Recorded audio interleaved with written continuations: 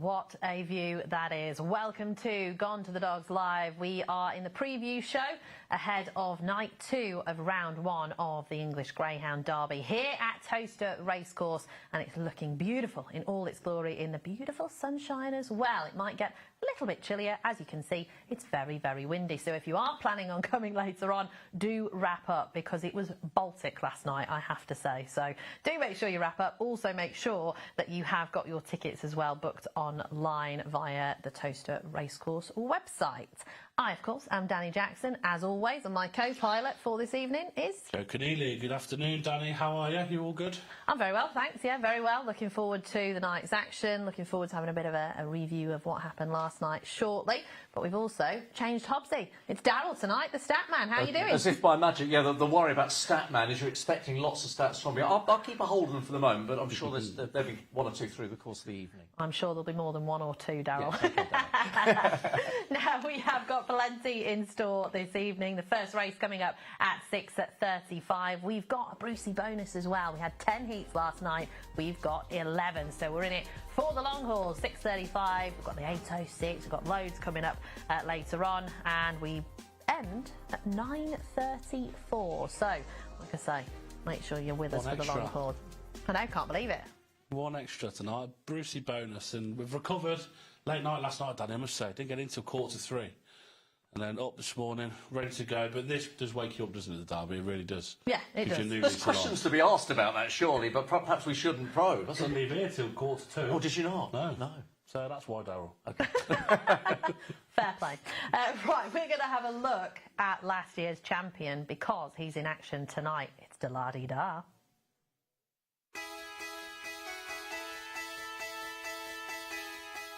Let's fly, they're off. King Memphis last away. Churchfield Sid goes straight to the front. Race to length up to Da-La-Di-Da. Boyle Sports Bob on the outside from YI Man. Ballymac Gizmo and King Memphis is last as Da-La-Di-Da hit the front onto the far side. Went 2 lengths up on Churchfield Sid. YI Man the rails. Boyle Sports Bob staying on from Ballymac Gizmo. King Memphis no luck tonight. Da-La-Di-Da leads in for home off the corner. Striding clear from Churchfield Sid and YI Man. Da-La-Di-Da wins the Derby. Well, he did it last year. He's in the 14th heat of round 1 in the red jacket at 4 to 7. He's very short, but he should be able to muscle his way up the inside, Joe. Yeah, he's just got to avoid Gunslinger, Danny. He's got a little bit of pace. He's moved from Mark Wallace in the MWD to Michelle Brown and won a good trial stakes on Easter Sunday. He's got to avoid him. You're the boss second here at 9 to 2. He's a fast dog. Just getting to grips with him again, Carol and Darren, and hopefully we see the best out of him. But a decent enough race for Da-La-Di-Da. It's a decent intro into the Derby, isn't it, for him? It is. Do you think he can do it again, Darryl? I think we all hope he will go very close, Danny. We don't want to see him eliminated in an early round. We want to see him at least there, say, get to the quarterfinals, and then, you know, if he's got what it takes, brilliant if he gets to the final. I think that's the aim of the game with any defending champion, isn't it? Whether you're talking greyhound race or any kind of sport, you want to see the champs there as long as possible. But look, he could win. There's no reason why he can't win. He's got the ability. He did it 12 months ago. He did. So, can he do it again? Well, there's only 4 greyhounds that have actually gone back to back. We've got to go all the way back to 1929 for Mick the Miller. Darryl, you weren't quite around for that one, were you? I don't think so.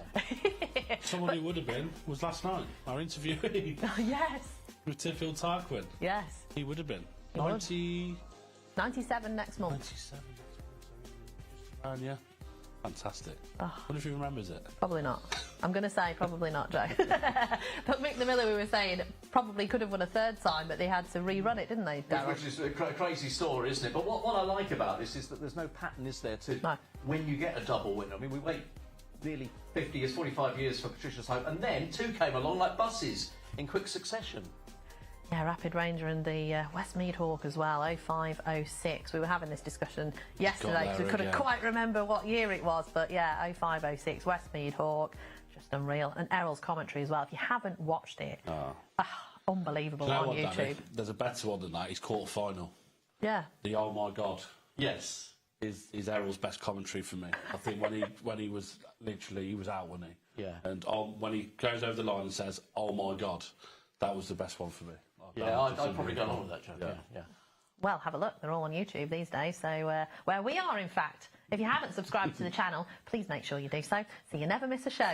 Right, we've got plenty of champions in action this evening. We've got March on Freddie. He's out wide in the 6th box in the 8.22. Can he reach the final of the English Derby? Of course, he was knocked out in the semis of the Irish Derby, but he's a fast dog, Joe. He certainly is. I think it's a good thing tonight, I must say. And whether this track is right for him, there's still questions to be answered. But he's got all the ability in the world, hasn't he? He's got great make-up tonight, nothing in trap 5, and hopefully he can keep himself to himself. You know, he's run with credit in them races. We see him at Central Park, he loves Central Park, but this was back on the 27th behind Bombay Pat. Now that's no disgrace. He's in trap 5 here, Bombay Pat was in trap 6, of course, he went on to win well. But it was a decent race. Barnett Bear, Droopy's Pivotal, Vixen's Final Fact. So he's beat the likes of Barnett Bear by 2.5 lengths, who's well fancied for the Derby, of course. Droopy's Pivotal, the semi-finalist last year, who knows how to make big races. So he's beat them. He's got all the pace in the world now. It's just whether he can do that for 6 rounds when it maybe gets a little bit tougher going deep into the competition. Look, it will get tougher, of course, but I like the fact that David Mullins comes one-handed.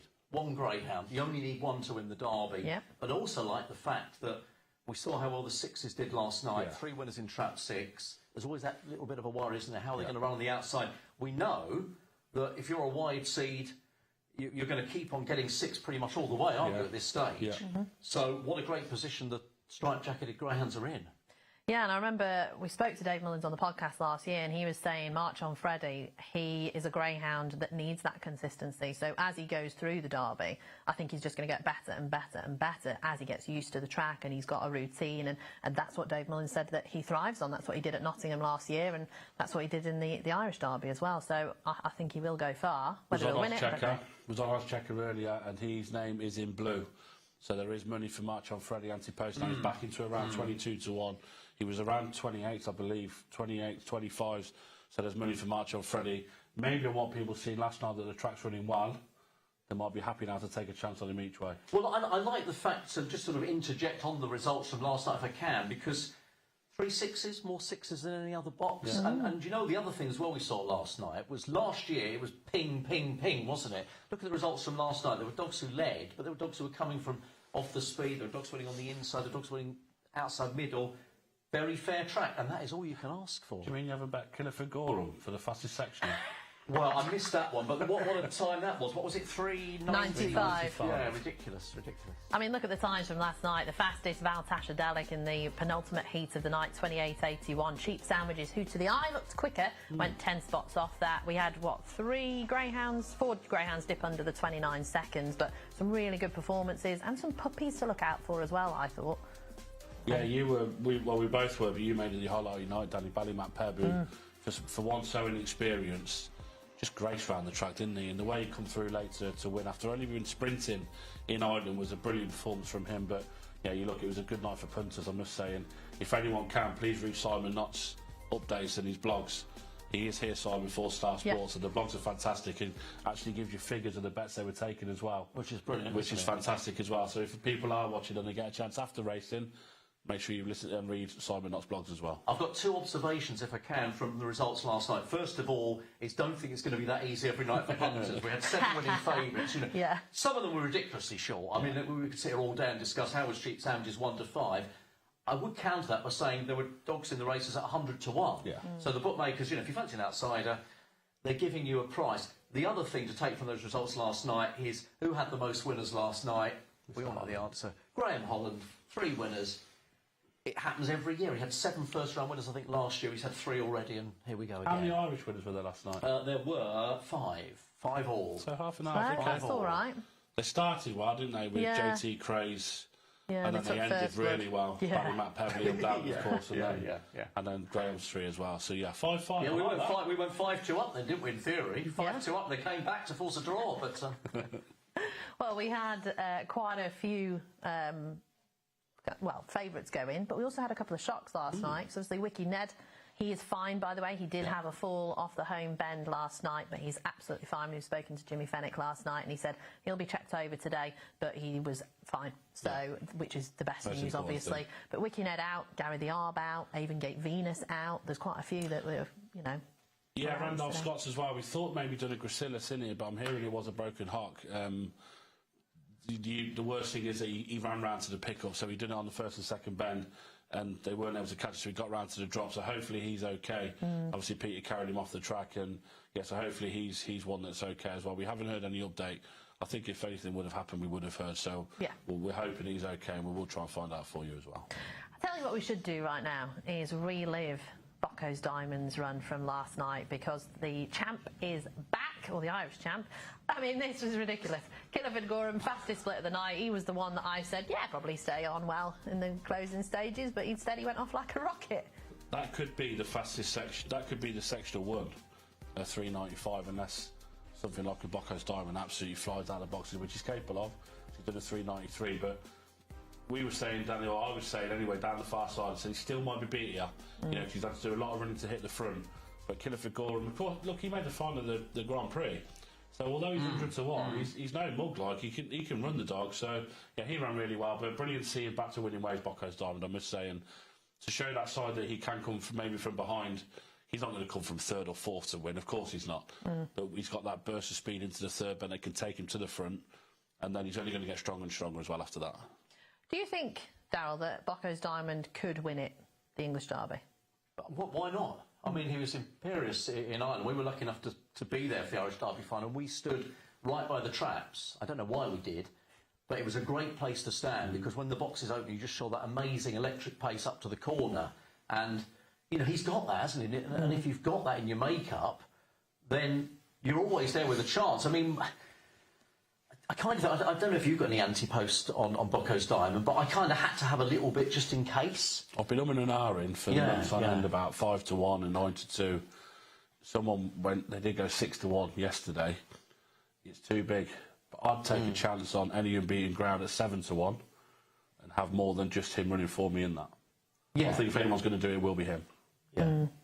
Now, we have had a couple of market moves, because Boco's Diamond has eased out slightly. Proper Heiress has moved out slightly because he was beaten by a puppy, Droopy's Aladdin, last night. But the one that's come in for support that you'll be happy about, Joe, Cheap Sandwiches, because I know he's probably your main anti-post pick, isn't he? He was. He's my main fancy. He doesn't win me the most purely on the prices, but he was my main fancy, and I know you're on as well, Darryl. Cheap Sandwiches at mid-20 prices. I was on the 22 and 20s, and he's into around 8 to 1 now, second favourite behind Boco's Diamond. Proper Heiress out to 10 to 1, and I think that's probably right. I think he was undervalued early on. I mean, we were saying before we came on over this programme that, you know, mid-20 price, when you think back, he ran brilliantly in the Irish Derby final. I know he came up against a star, and also the strange thing is, I mean, he's got a funny name, hasn't he? And therefore you just think there might be people that, cheap sandwiches. I mean, it's not a bacon roll, but it's a cheap sandwiches. But yeah, for ages he was 20, 25s, and hey, listen, he's put an early marker down, hasn't he? He's a proper dog. He's a proper dog. There's one tonight actually called Fruity Tuxedo that might see a bit of cash later just because of the name. You know me so well. Right, we're also going to have a look at the 9:15 actually, because we've got Romeo Command, the old boy, who's finished second in the Derby in the past. We've got Scooby the Boss, who's been attracting a bit of support, even money for Nathan Hunt. And we've also got Slick Sentinel, who I know quite a few people have backed anti-post. There's been quite a lot of money down for him, but I think really it's quite an open race, but it does look like those three, Darryl, that are at the top of the market would be the ones to be with. Yeah, do you know what? It's not, I don't know about Joe, but this is one of these races, to me, you could go round and round in circles and decide which one of those three you like. To be honest, I went with Romeo Command in the end, but look, Slick Centre was great for Keith Alsop, who's, you know, does so well in the big races. Derby record, of course, going back, and Patrick Janssens. I mean, look at the splits. What was that, 395 on my card in front of me? Yeah. So maybe that Killiford Gorham time is not quite locked in as the best. It's not. The trial last week was a bit of a concern, 29.79, and the way he won that, I know we saw Droopy's Prefect win last night, and he beat Dark Madam, and they were umming and ahhing, weren't they, as to who was going to win in the end by a short head, and it was Droopy's Prefect in the end. So he looks like he's got a lot of pace when somebody's in front of him, he can get after it. He's shown that behind Slick Sentinel there. He's Star Sports' worst loser. He's a sponsor's worst loser, Slick Sentinel. I know Keith's had a decent chunk at bigger prices than what he is now, around 50 to 1. So he's the biggest loser in the book for Star. Very interesting heat then coming up at 9:15. Anything else we're looking out for, market movers? Yeah, I mean, fun of quite quiet. We were talking about, obviously, the number of favourites last night. There's a lot of open races, you know, lots of close to 3 to 1 the field races, although I think the way the market moved in the minutes up to the off last night was quite interesting because there was a lot of activity and suddenly dogs were moving one way or the other very quickly. So whilst we all want to lock in what we think is an attractive price in the day, and I was 8 o'clock this morning thinking, oh, I want a bit of Racket Hall Brute at that price, I think you have to be conscious of what goes on in the minutes leading up. So the 2 dogs today, Ballymac Axel's taken a bit of money for Maxine, who I think qualified every dog she sent out last night, and the Oompa Loompa dog, who goes in the second heat, Hopes Oompa Loompa, who is a bit of a course specialist for Esther. She's got 2 in the same heat, hasn't she? But yeah, interesting money there as well. I do know Connections do think a hell of a lot of Start the Mixer. Oh, I like him. So they think a hell of a lot. There was obviously a lot that went on with Start the Mixer a few weeks ago, but it's all been sorted. And look, good luck to Frank with Start the Mixer. I know Connections think a hell of a lot of that dog. Right, I'll tell you what we're going to do now. We're going to have naps to tease you ahead of the show this evening. I am with the La-Di-Da. Can't look past the champion from last year. I think he's going to sail through to the next round. Joe, Romeo Empire? Yeah, I'm really sweet on this dog. I backed him 66 to 1 for the competition. I backed him each way to be Patrick's best dog at 7 to 1. And I think he wins a St. Ledger later on in the year as well. And he can keep qualifying for his competition. I think he's got a great make-up today. In with Ballymac Lucia, I think he's got more than enough to win. Darryl?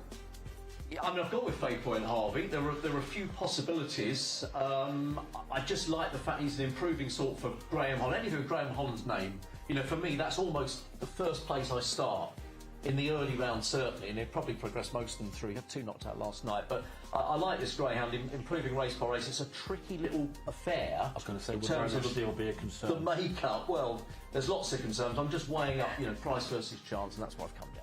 Okay, Faye Point Harvey then for Darryl.